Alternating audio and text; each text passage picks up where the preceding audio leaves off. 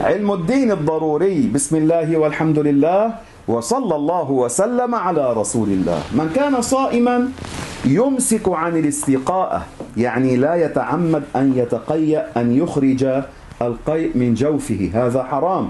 لكن قال رسول الله صلى الله عليه وسلم: من ذرعه القيء يعني غلبه فهذا لا يفطر، ومن استقاء يعني تعمد إخراجه فليقضي، هذا عليه قضاء، يعني فسد صومه. يمسك ويقضي. ويمسك الشخص في نهار الصيام، وفي كل أوقاته يجب عليه أن يمسك عن الردة.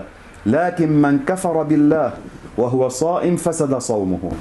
الكفر إن كان بالفعل أو بالقول أو كان والعياذ بالله بالاعتقاد.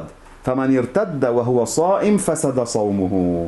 وأيضا يمسك عن إدخال شيء إلى الجوف له حجم، هذا ولو كان قليلا، من منفذ مفتوح. ما هي المنافذ المفتوحة؟ الأنف، الأذن، الفم، والقبل والدبر. أما العين فمختلف فيها كالقطرة فيها.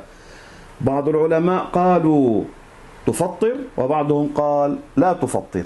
كذلك الأذن اختلف فيها، بعض العلماء قالوا القطرة في الأذن تفطر وبعضهم قال لا تفطر.